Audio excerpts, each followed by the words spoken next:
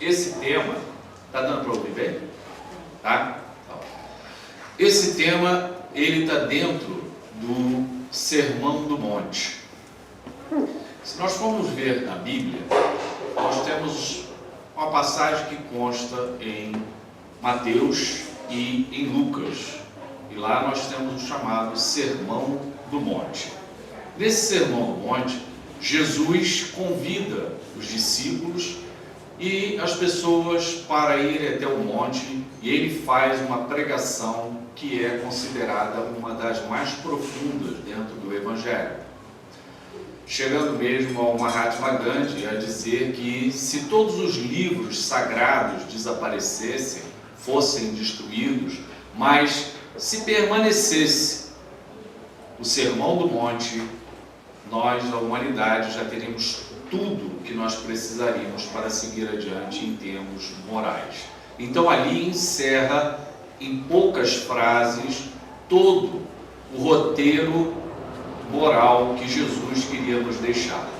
Então a gente vai ver que em Mateus, no capítulo 5, reside uma parte, em Lucas também. Existem algumas diferenças, mas nós vamos notar que é por conta mesmo dos evangelistas serem duas pessoas relatando momentos diferentes que eles estavam vivendo. Mateus conviveu com Jesus, foi um apóstolo. Lucas, médico, já não foi apóstolo, né? Ele vem depois e colhe as informações. Mas se nós formos ver em Mateus, nós vamos ver que estão lá as chamadas bem-aventuranças, em que Jesus vai falando. E hoje nós vamos falar sobre a bem-aventurança, em que ele diz: bem-aventurados os aflitos, pois serão consolados. Bom, se a gente for pegar ao pé da letra de uma forma superficial, fica até difícil compreender o que Jesus estava querendo dizer com isso. Porque se a gente for pensar, eu estou atravessando uma fase difícil, se eu estou atravessando uma fase complexa da minha vida, se eu estou apresentando problemas na minha existência, e aí Jesus nos diz que você é um bem-aventurado, muitas vezes a pessoa pode não compreender o que significa isso. Ou seja, nós precisamos aprofundar o que está por trás dessas palavras do Mestre, porque sempre ele nos fala de uma forma figurativa, uma metáfora, para tentar explicar o que ele quer passar para todos nós. Aflitos nesse sentido aí se refere a tudo o que nós estamos precisando atravessar na encarnação. Tudo que nós precisamos vivenciar e experienciar enquanto estamos encarnados são as nossas aflições. São tudo aquilo que nós precisamos aprender e que nós precisamos tratar. Volta e meia, dentro da doutrina espírita, nós comentamos que nós estamos num mundo, e que esse mundo é um mundo que representa o planeta Terra, uma escola, e representa um hospital. Se usa, né, essa forma simbólica para procurar facilitar o entendimento do que nós estamos fazendo aqui. E se nós formos pensar nessas aflições, nós vamos entender o seguinte: nós estamos aqui por uma questão de aprendizado, de educação, e estamos aqui também para um tratamento, por sermos o quê? Doentes. Doentes espirituais. Então nós unimos esses dois caminhos e aí nós progredimos, nós evoluímos na nossa existência. A gente sabe que quando nós estamos, por exemplo, numa escola e temos que aprender matemática, inglês, o que acontece? Nós precisamos assistir aulas, nós precisamos fazer exercícios, nós precisamos dedicar tempo para o aprendizado. Ninguém aprende matemática, ninguém aprende inglês apenas em 1 e 2 horas. Assim é o nosso aprendizado aqui. Nós não vamos aprender o que viemos aqui aprender, muitas vezes, em uma única encarnação. Por isso, a doutrina nos ensina a necessidade de múltiplas o quê? Encarnações. Para quê? Para que nos dê maior tempo e condição de aprendizado. Quando nós estamos aqui, nós estamos sendo submetidos a todo um processo de estudo, a todo um processo de aprendizado. Nós precisamos aprender a quê? A sermos seres melhores, a indivíduos que tenham uma moral voltada para o amor, para a solidariedade, para a fraternidade. E são virtudes que precisam ser o quê? Exercitadas. A fé, a resiliência, o amor. Nós vamos melhorar isso dentro de nós, nos exercitando, praticando. E qual a maneira de praticarmos? Estando aqui, neste mundo, que é o mundo que neste momento é o que se adequa mais à nossa evolução. Nós sabemos, e Jesus mesmo já falava, que o mundo, né? O Pai tem várias moradas, ou seja, não existe só esse planeta para que a gente possa evoluir, existem muitos. Mas o que estamos hoje é esse que nós temos neste momento aqui. E no nosso estudo, no nosso aprendizado, é o aprendizado o quê? Espiritual. O preparo foi extremamente produtivo. Ele fala do salário a nível material, mas nos diz que o mais importante é nos fixarmos em quê? Na moral.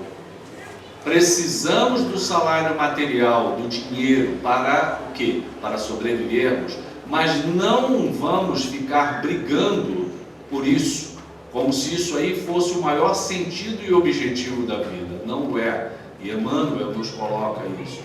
Então nós precisamos entender que estamos aqui aprendendo, estudando para sermos indivíduos melhores, espíritos melhores, em amor, em fé, em resiliência, em paciência, em tolerância, em fraternidade, em perdão. E quanto mais nós exercitarmos isso, melhor. E como é que isso acontece no dia a dia? No enfrentamento das nossas dificuldades, que é onde nós temos o maior problema. É a nossa família, é o nosso pai, a nossa mãe, o nosso irmão, o nosso filho, a nossa filha, é o patrão no trabalho, é o colega, é o amigo, é o vizinho, é o primo, é a prima.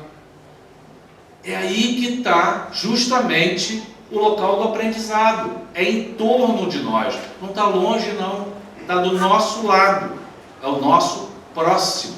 Nós vamos aprender com o próximo. É difícil? Extremamente. O aprendizado, como eu falei, ninguém aprende matemática em uma hora, salvo alguns grupos de indivíduos que têm facilidade com matemática. A matemática é sempre um tormento para todos nós, é sempre difícil e exige o quê? O esforço, horas de você ficar ali, se dedicando, estudando. A mesma questão somos nós, como temos que enfrentar uma educação, um aprendizado, temos que reaprender. E aí Deus nos coloca onde? Dentro de uma família que tem problemas. Problemas no sentido que? Aprendizado. Nós precisamos trocar isso por aprendizado. Então, quando nós temos um filho que traz problemas, um marido que traz problemas, um primo que é difícil, ou outra pessoa que é problemática, pensemos nisso como uma forma de aprendizado. Vamos desfazer isso e pensarmos em aprendizado. E outro ponto, nós só olhamos o que está o quê? Para fora. Esquecemos de olhar para dentro. O quanto nós precisamos mudar. É muito mais fácil eu jogar para o outro o que eu tenho de dificuldade. É simples, é muito fácil fazer isso. Transferir essa responsabilidade. Nós precisamos voltar isso para dentro de nós. E aí nós temos o outro lado, que é o lado do tratamento. Somos doentes? Somos. Somos doentes espirituais. E Jesus já vinha falando isso para nós. De maneira que Jesus não curou todas as pessoas que vinham até Ele com problemas físicos, no corpo. Jesus não curou a todos, porque este não era o objetivo. O objetivo de Jesus era, sem dúvida nenhuma, o esclarecimento do nosso espírito, a luz o despertar, para que nós pudéssemos ver a luz além, sair das sombras e enxergar que a vida é muito mais do que está à nossa volta neste momento. Se nós, por exemplo, nesse momento só enxergarmos a pandemia, o que acontece com a gente? Nós paralisamos. Nós vamos paralisar de medo, de desespero, de insegurança, de desconfiança. Não é para isso que a pandemia está aí. Bem-aventurados os aflitos. A pandemia veio como uma aflição coletiva para que enfrentemos isso de forma educativa e para um tratamento. Ou seja, é uma providência divina o que está acontecendo. Nós precisamos aproveitar o que está acontecendo diante de nós. Mas se eu vier a desencarnar, eu posso desencarnar nessa pandemia? Sim, pode. Todos nós. Não sabemos quem. Só que nós sabemos que nós não morremos. A vida continua. Nós somos espíritos imortais. Vamos desenvolver nesse momento o quê? Que a espiritualidade nos estimula. A fé. A certeza de que Deus está no comando de tudo. Façamos o melhor. Vamos nos tratar, vamos aproveitar esse momento para o nosso tratamento. Quando Deus nos coloca nesse mundo, tem um objetivo muito grande, muito nobre. Deus nos ama, deseja o melhor para todos nós. E nós, qual é o nosso sentido aqui? Fazemos o melhor de cada um. Bem-aventurados os aflitos. Eu sou colocado numa função em que eu me sinto humilhado. Eu sou colocado numa função dentro de uma fábrica em que sinto que o meu patrão me humilha. Não gosto de ser mandado. Eu não gosto de receber ordens. O que vocês acham? Programação espiritual para trabalhar o quê? Vaidade, orgulho. Posso, em alguma existência anterior, ter sido uma pessoa extremamente autoritária, mandona. Todos têm que me obedecer. Quando eu desencarno, a espiritualidade me chama. Vamos rever isso? Vamos trazer isso para um equilíbrio? Não existe ninguém superior a ninguém, nem ninguém inferior a ninguém. Todos somos iguais. Aliás, Jesus fez assim. Jesus não fez nenhuma distinção entre ninguém. Não fazia sexo, idade, crença, o que fosse. Ele não fazia distinção. Ele exemplificou isso na vida dele. Nós precisamos ser seguidores dele. Então, se eu sou colocado numa situação dessa e que passo sim por humilhações, Nilton, mas eu sou humilhado. Sim. Quantos de nós somos humilhados? Quantos de nós somos frustrados? Quantos de nós recebemos não? Sim, mas para quê? Para nos tratarmos, para trazermos muitas vezes uma sensação interior de superioridade para o equilíbrio. Mas eu me sinto inferiorizado. Bom, ainda não é o ponto. Muitas vezes passa e depois você tem que achar esse ponto de retorno. A gente não tem que nem se sentir mais, nem menos. Nós somos seres iguais uns aos outros em amor, em fraternidade, em compaixão, e nós precisamos nos identificar desse jeito, precisamos trabalhar nesse sentido. Kardec, ele vai... No Evangelho segundo o Espiritismo tem esse capítulo, que é o capítulo 5, em que ele fala das bem-aventuranças. Aliás, Kardec, ele utiliza várias bem-aventuranças ao longo do Evangelho. Ele pinça as bem-aventuranças por serem tão importantes para a nossa reflexão. E nesse capítulo 5, a gente tem um item, que é o item 4, e depois o item 5, em que Kardec fala, primeiro, as causas atuais das aflições, e depois ele fala das causas pregressas das aflições, né? Bem-aventurados aflitos. E nas causas atuais das aflições, ele fala, De duas espécies são as vicissitudes ou as dificuldades, né, da vida, ou, se o preferirem, promanam de duas fontes bem diferentes que importa distinguir. Umas têm sua causa na vida presente, outras fora desta. Veja, o que Kardec está dizendo? Que além de nós encarnarmos aqui com uma programação para resolvermos questões de vidas anteriores, ele está dizendo para a gente que a gente ainda arruma problema nesta encarnação? Sim. Sim.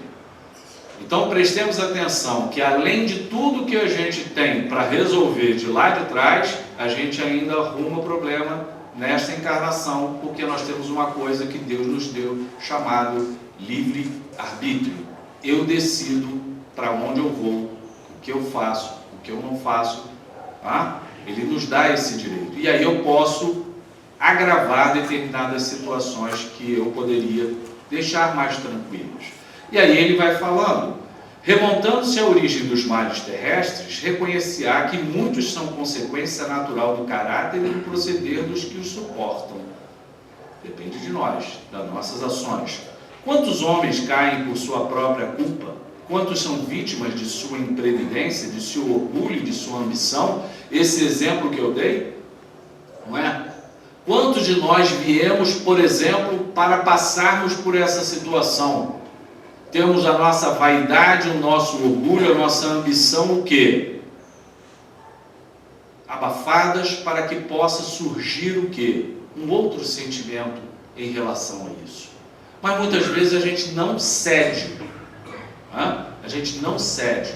A gente quer manter. A gente se revolta quanto àquela vivência que Deus nos forneceu. Deus nos dá o estudo, diz assim, ó, esse exercício você tem para fazer, você vai fazer esse exercício aqui e vai conseguir esse objetivo. Só que aí ele dá o exercício para a gente, de vaidade, de orgulho, de ambição, diz assim, ó, você tem que trabalhar isso. Para trabalhar isso, você vai estar nesse emprego, você vai passar por essas situações e depois no final você vai atingir um objetivo. Qual é? Sair uma pessoa melhor, um ser humano melhor. Só que aí nesse caminho, o que a gente faz? A gente se rebela, a gente se revolta. A gente bate o pé como uma criança mal criada que não aceita aquilo que está sendo feito. E aí o que acontece? A gente aproveita, aquilo, a gente acaba não aproveitando. Porque essas aflições, para elas terem um resultado positivo lá na frente, a gente precisa aproveitar a experiência. Então, bem-aventurados os aflitos, mas desde que a gente consiga vivenciar aquilo de uma forma adequada, porque aí a gente vai ser consolado no final, ou seja, eu vou receber o quê? Tudo de bom que venha por aquelas atitudes. Vai depender de quê? De mim. Mas eu posso piorar a situação ou não vivenciá-la. Eu contei para vocês uma vez, no livro Memórias de um Suicida, até na semana passada falou sobre justamente isso, o suicídio, um tema muito bom nesse momento, e a importância da valorização da vida. E nesse livro Memórias de um Suicida, o autor, o espírito, ele conta que num determinado momento da existência dele, ele perde a visão. Ele perde a visão. E ele não aceita aquela situação. E ele comete suicídio. O outro tinha uma empresa enorme, dinheiro, tudo. Num determinado momento, entra em falência. Não suporta, comete o suicídio. O que aconteceu nessas duas situações? Foram colocados aflições para serem vivenciadas, para que eles pudessem, de alguma forma, aprenderem com aquela situação. Um, provavelmente, que entra em falência, teria que aprender a viver de uma forma mais simples, com humildade, se relacionando com outro nível de pessoas.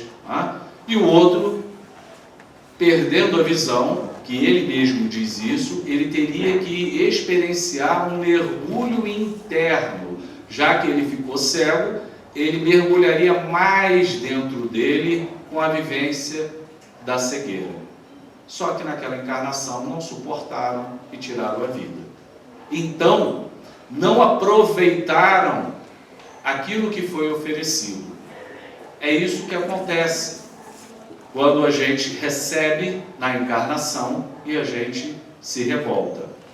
E Kardec continua: quantos se arruinam por falta de ordem, de perseverança, pelo mal proceder ou por não terem sabido limitar seus desejos. Aqui, isso aí é falta de ordem, de disciplina. Se você recebe isso, e nós que estamos aqui na doutrina espírita, nós temos mais conhecimento disso, gente.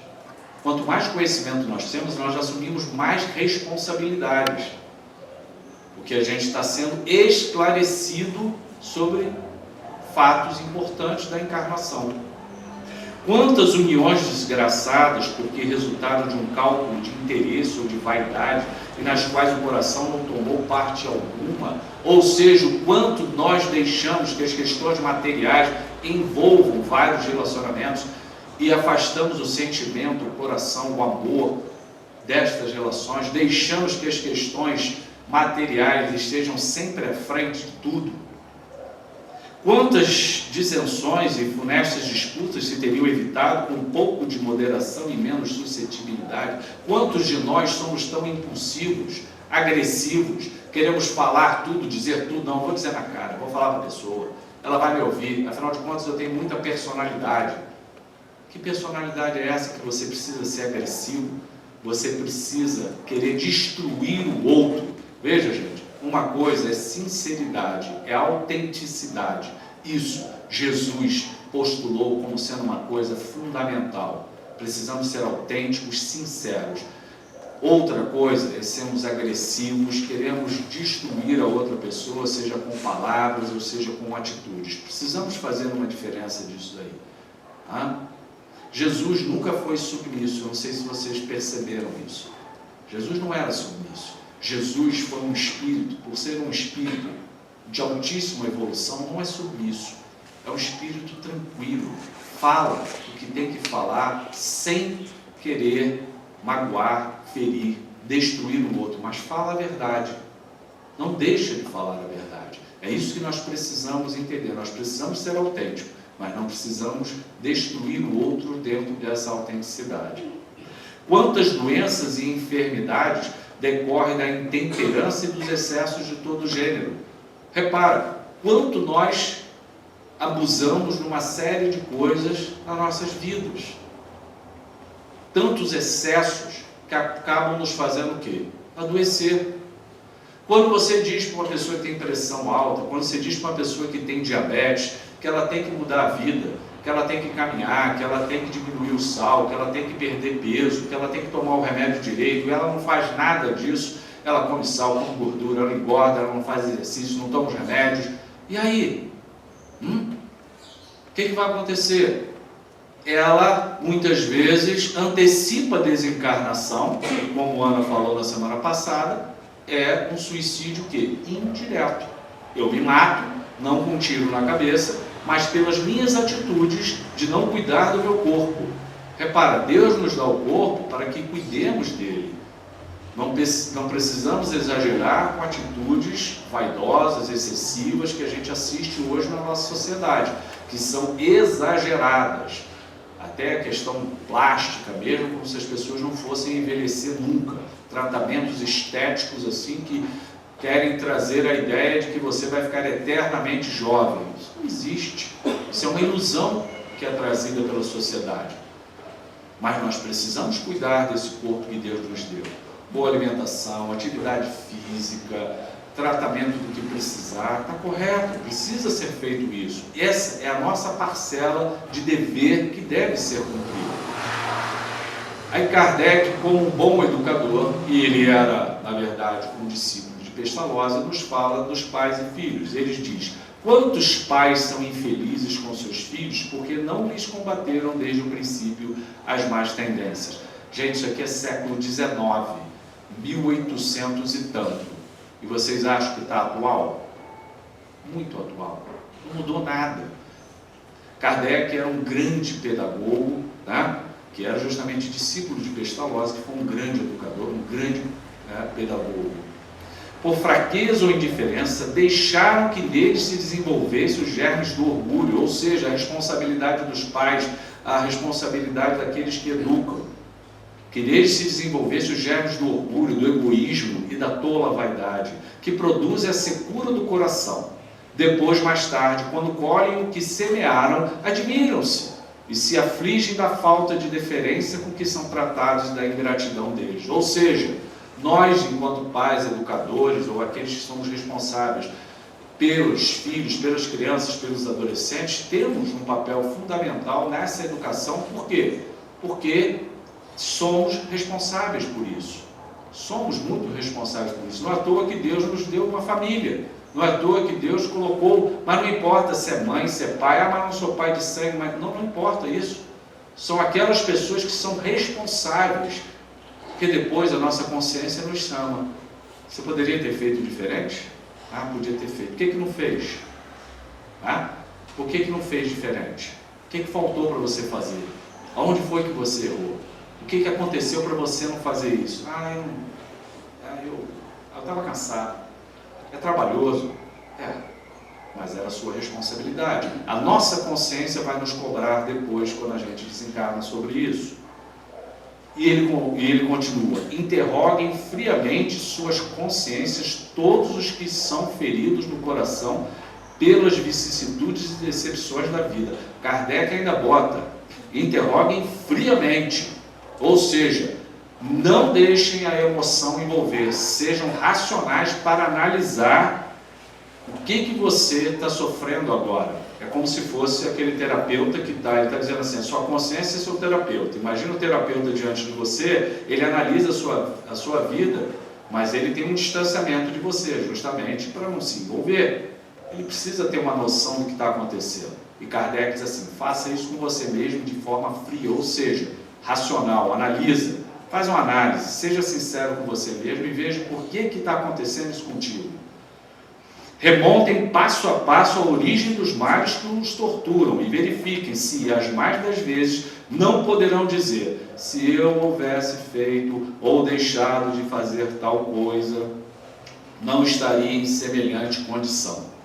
Então ele dá aqui um roteiro de reflexão diária sobre nossas atitudes em relação aos filhos também.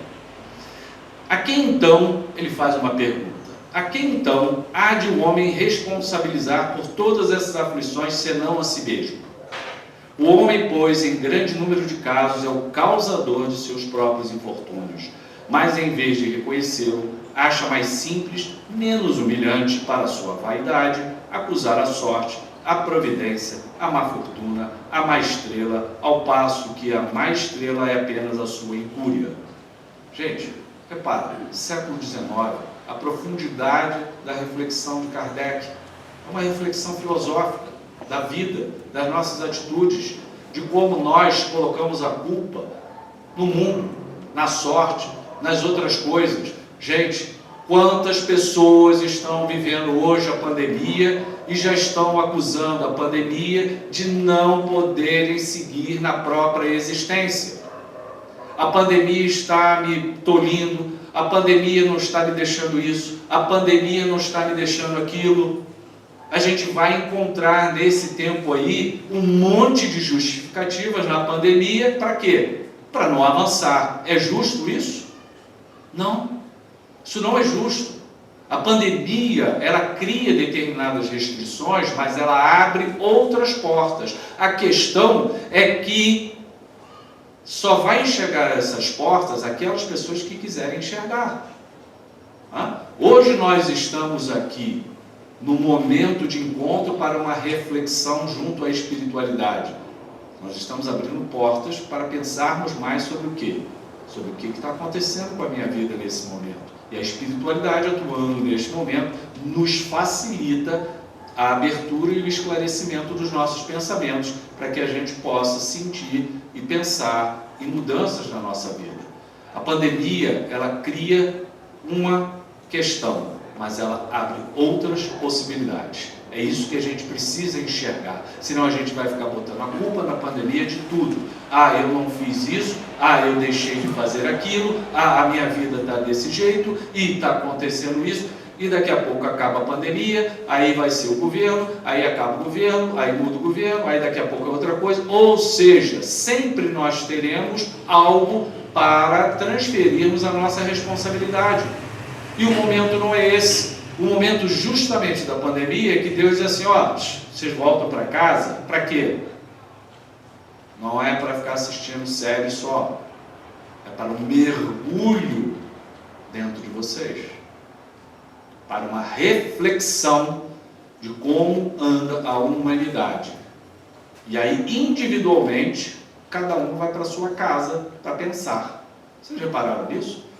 Voltou-se para casa, voltou-se para dentro de si. Como muitos pais fazem, não é? O professor, os psicólogos, os educadores, vai lá para aquele cantinho e vai pensar. Vai, a criança faz alguma coisa errada, assim, fica lá naquele canto lá e pensa um pouquinho o que você fez. Mais ou menos isso. Deus é um educador. Ele nos conduz de volta a casa para uma reflexão. Nilton, mas os que morreram? Gente, não morreu. A gente não morre. Desencarna e o espírito continua. Coitado, não tem nada de coitado, continua a vida. Não tem mais sorte quem está aqui e mais azar quem foi. Não existe isso. Perante a espiritualidade não é isso que está sendo avaliado. Não existe esse tipo de avaliação. Essa avaliação é uma avaliação distorcida. Aí eu fiquei, graças a Deus, e o outro que foi se deu mal. Não existe isso. Eu escuto isso todo dia. Isso é uma distorção equivocada da percepção do que representa a espiritualidade. São dimensões apenas de uma vida. Nós estamos hoje encarnados aqui e pode essa semana desencarnarmos. E aí, foi um azar? Não tem azar. É a continuidade da vida de cada um. Cada um teve o término da sua atividade e agora segue em progressão da sua evolução, só que sem o corpo, seguindo em espírito. Então, é uma dinâmica. É uma dinâmica isso que vai acontecendo. Por isso nós precisamos entender essa dinâmica para não ficarmos com um sentimento ou um pensamento de tragédia, que isso é ruim, traz vibrações muito baixas e negativas, e não há necessidade disso. Precisamos elevar o padrão vibratório. Padrão vibratório no sentido de quê? Elevar o pensamento a Deus, aos bons espíritos, com pensamentos de quê? De construção, de produtividade, de amor, de fraternidade, de solidariedade. Precisamos seguir adiante. É assim que funciona. E sempre vai ser assim, porque o progresso necessita de movimento. A pandemia vem para chacoalhar, movimentar e fazer com que a gente acelere o processo. Aqueles que vão ficar encarnados ainda ficarão, e aqueles que desencarnam, desencarnarão. E a gente está nesse movimento evolutivo, de progressão nossa. E precisamos estar atentos a isso aí.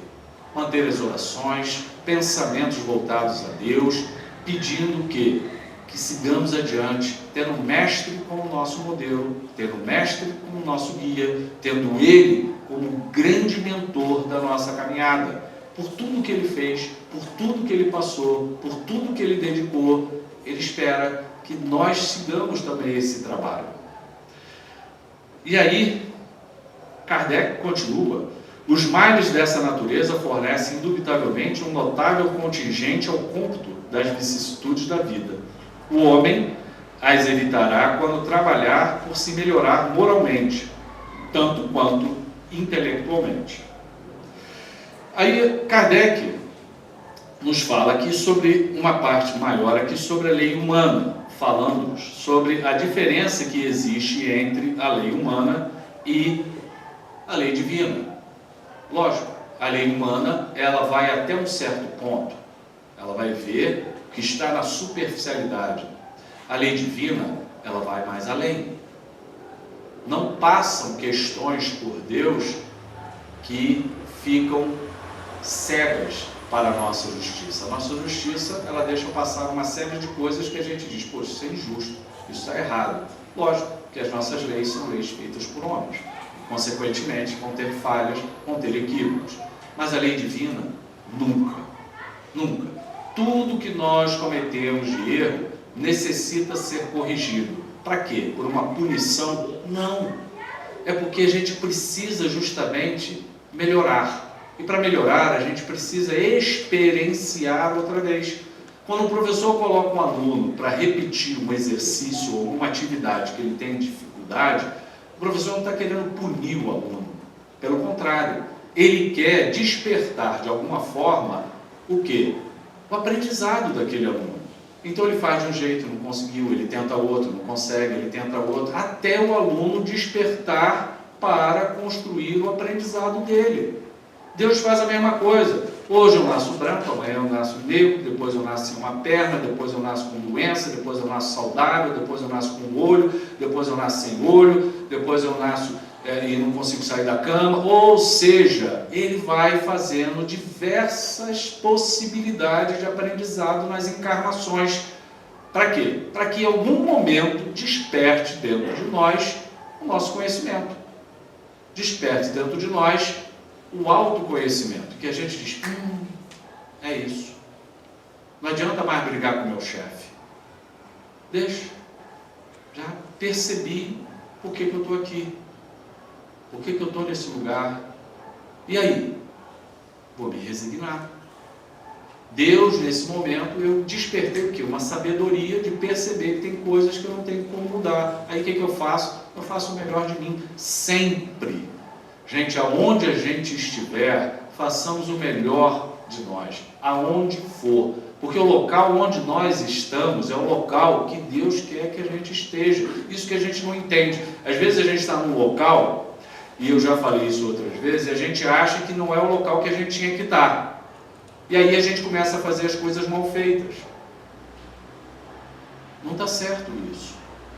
Se o local não é aquele que eu gostaria de estar, eu quero estar em outro local, tá, tudo bem. Mas enquanto você estiver por ali, faça o seu melhor.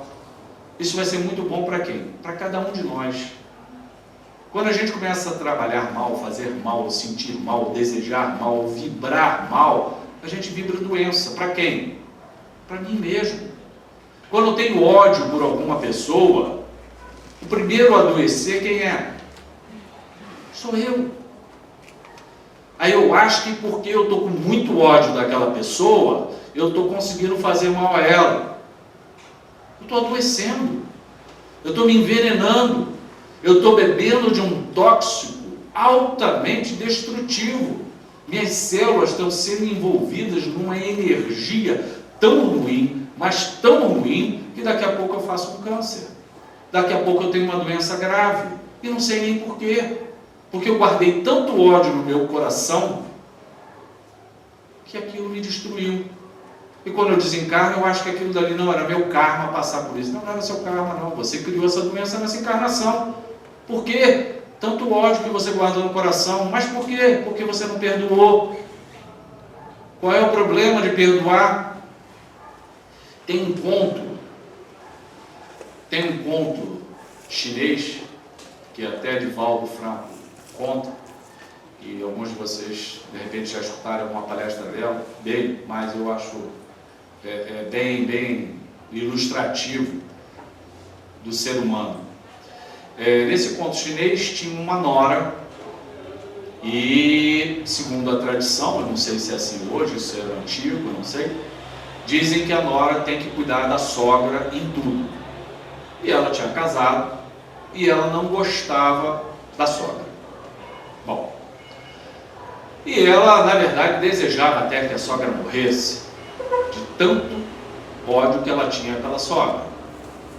E ela, então, tinha que cuidar da sogra, da comida, trocar ela, cuidar dela, todos os dias. Ela procurou um sábio chinês, e foi até o sábio, e contou a história. O sábio ouviu, e disse assim, olha, você não gosta dela, mas você tem que tomar conta dela, né? Eu tenho que tomar conta dela. Então, eu vou fazer o seguinte, olha só. Para as pessoas não desconfiarem que você vai fazer alguma coisa para ela morrer, e eu vou te dar umas ervas aromáticas para você dar ela todos os dias. Você vai dar um pouquinho dessa erva aromática todo dia para ela ir tomando. Mas para ninguém desconfiar que é você que está fazendo isso contra ela, você vai tratar ela muito bem. Trata ela muito bem. Cuida dela. faz tudo bem feito com ela. Porque senão, se você não fizer bem feito, sabe o que vai acontecer? Na hora que ela morrer, eles vão desconfiar que é você. E você, tratando ela bem, daqui a um tempo, uns meses que ela morrer, está tudo resolvido. Aí ela saltou feliz, pegou as ervas aromáticas, foi para casa, fez o chá, preparou aquilo tudo e todo dia ela ia lá e dava um pouquinho do chá para a sogra. E ela começou a tratar a sogra melhor. Depois de uma semana a sogra passou a sorrir para ela começou a achar aquilo esquisito, mas começou a tratar melhor a sogra, com mais carinho. Passou um mês, a sogra já estava outra mulher, já conversaram com ela, elas já estavam se dando bem, e ela achando aquilo tudo muito diferente. Quando completou 2 meses, ela já esboçava uma afeição pela sogra. Cuidava dela, dava banho, trocava de roupa, preparava comida e o chazinho todo dia. Quando deu 3 meses, ela criou uma afeição enorme pela sogra. Voltou no sábio. Olha só, tem um problema. Ele falou, qual foi o problema? Pois é, eu passei a gostar da minha sogra. Ah, foi? Só que agora, como é que nós vamos fazer? Eu estou dando chá a ela está morrendo. Eu falei, não, esse chazinho aromático não mata não. Aliás, está dando mais energia para ela. Pode ficar tranquila que ela não vai morrer. Continua dando chá. É um conto, mas é ilustrativo disso que Kardec nos diz. Que na verdade, o que aconteceu? Ele estimulou ela a tratar bem a sogra. Quem mudou a visão da sogra? Foi a sogra que mudou? Não, foi ela. Ela modificou o comportamento dela em relação à sogra. Passou a tratar bem a sogra. Passou a levar o quê?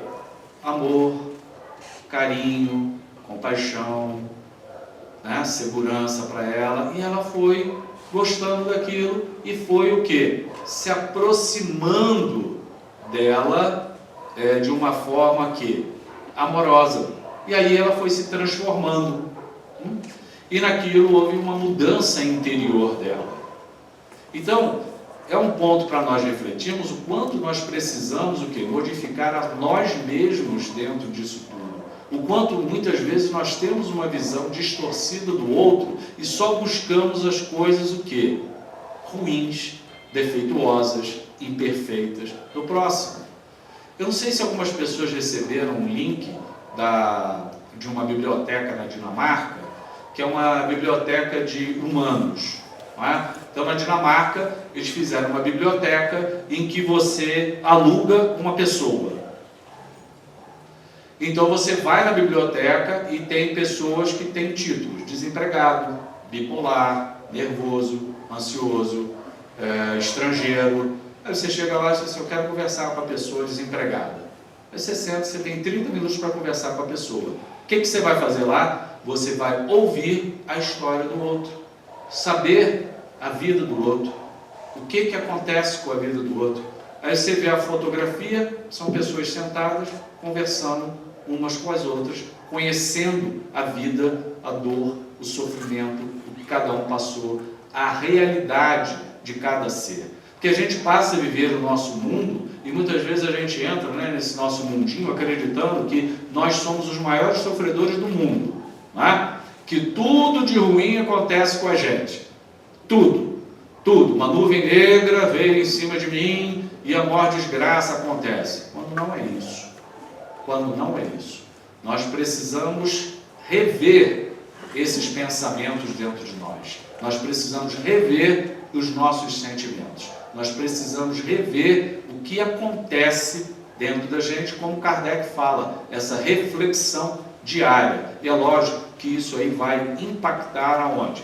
Isso vai impactar no próximo, isso vai impactar no outro. Por isso, Jesus, ele nos fala, bem-aventurados os aflitos. Agora já deu para entender. Bem-aventurados, ou seja, abençoados, né? Sejam os aflitos, pois serão consolados. Mas Emmanuel complementa Jesus num outro momento, dizendo que desde que nós aproveitemos aquilo que está sendo oferecido.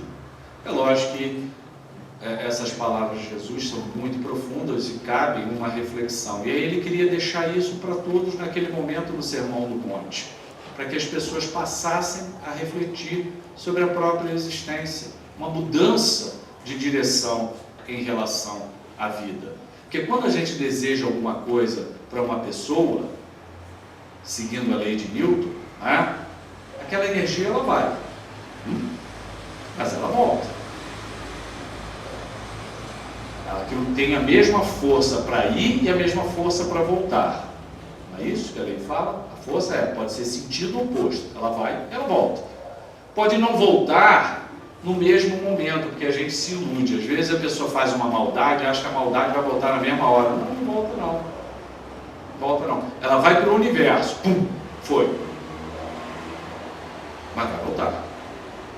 Porque a lei divina analisa a atitude e, ao analisar a atitude, vê que houve um equívoco, um desequilíbrio. Consequentemente, vai procurar quem causou aquilo. Quem causou foi fulano. Então, fulano, de alguma forma, retornará isso para você. Do mesmo jeito, a gente não sabe. Por quê?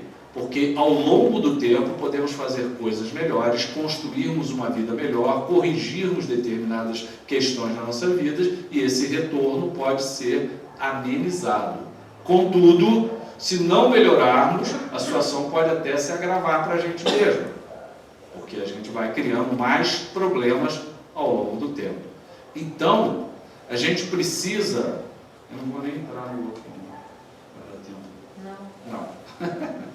Porque tem uma outra parte, que aí pode ficar para uma outra palestra, que é a continuação disso, que é quando Kardec fala das causas anteriores das aflições. Também uma sequência enorme. Nós falamos sobre as causas atuais, falamos da vida nossa, o quanto a gente pode causar problemas ainda com a própria encarnação, e também falamos das vidas anteriores. Mas Kardec depois discorre sobre a questão das causas anteriores das nossas aflições, que também são itens importantíssimos para a nossa reflexão.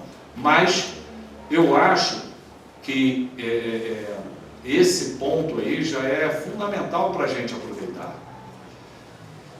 Eu fico muito preocupado com as pessoas nessa pandemia que ficam voltadas apenas para o desespero.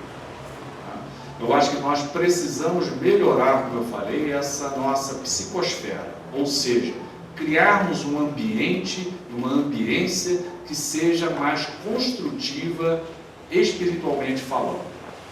As pessoas estão criando uma psicosfera de extrema negatividade.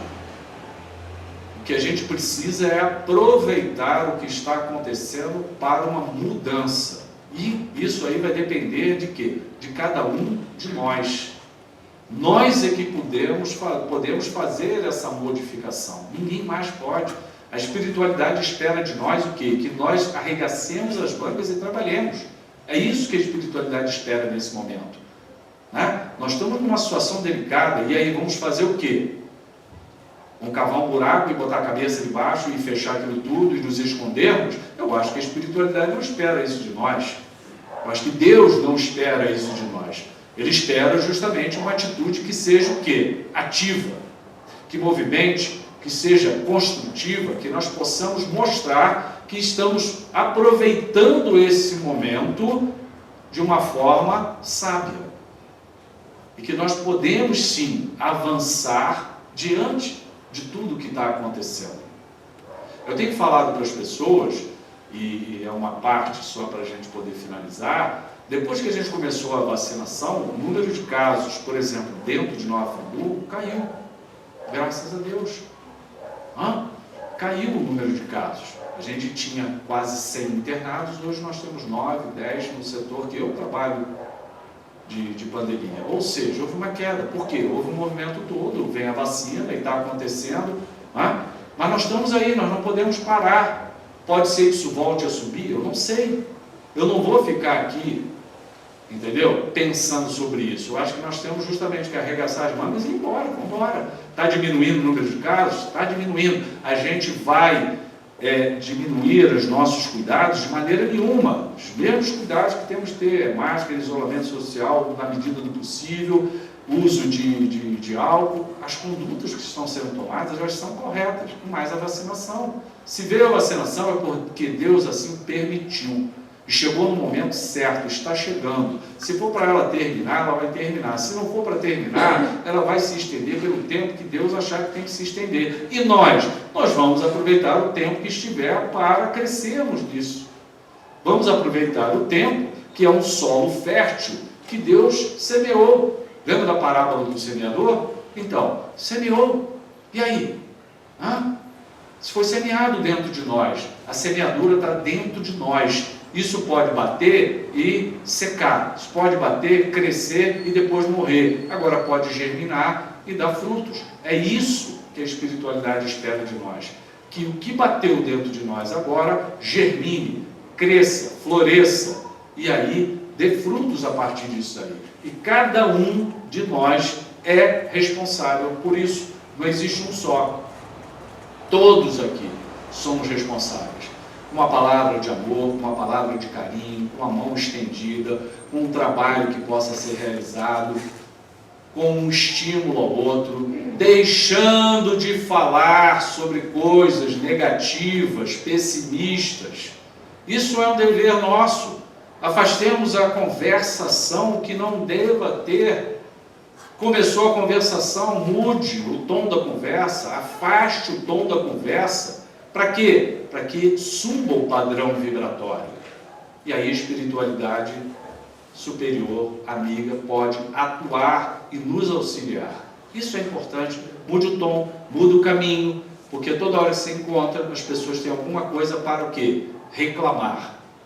Aliás, reclamação faz parte do ser humano. Somos reclamadores eternos.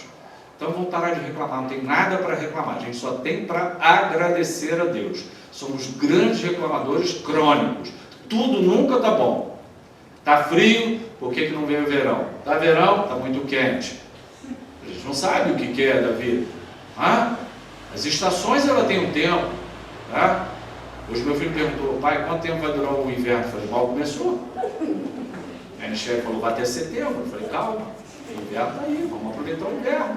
Depois vem a primavera, depois vem o verão, depois vem o outono. A gente precisa ter calma e paciência para aproveitar o tempo que a natureza e Deus nos oferece. E assim é o que nós estamos vivendo agora. Quanto tempo, todo mundo me pergunta, e aí, quanto tempo dura a pandemia? Eu falei, não sei. Não sei lá quanto tempo dura a pandemia, não tenho a menor ideia, gente. Não estou preocupado com isso. Nós precisamos fazer o melhor de nós agora. É isso que nós temos, então vamos fazer o melhor que nós podemos. Cada um dentro daquilo que Deus deu. Mas eu não sei fazer. Sabe sim, a gente sabe fazer um monte de coisa. Sabe um monte de coisa e pode ajudar um monte de coisas. Entendeu? Uma delas é não deixando esse diálogo pessimista seguir adiante. Corta ele. Constrói um diálogo positivo. Muda a direção da conversa. Nossa, isso já ajuda sobremaneira. Por isso que nas casas espíritas, quando você vai nos lugares, o que a gente pede? Olha o que está sendo conversado, modifica o tom da conversação, olha o que está sendo dito, não temos nada com a vida de ninguém. Por quê? Para não baixar o padrão vibratório, senão a espiritualidade não consegue trabalhar com a gente. Tem que subir o padrão vibratório, pensar em Jesus, melhorar, fé, fraternidade, compaixão, amor. A vibração, ela vai reverberando, passa essas paredes e vai embora. E atinge tantos quantas pessoas precisarem. Assim é a oração. Oremos, porque é o que nós podemos fazer de mais profundo e mais intenso é a oração, sem dúvida nenhuma, aquela que vem do fundo do coração. Aleluia.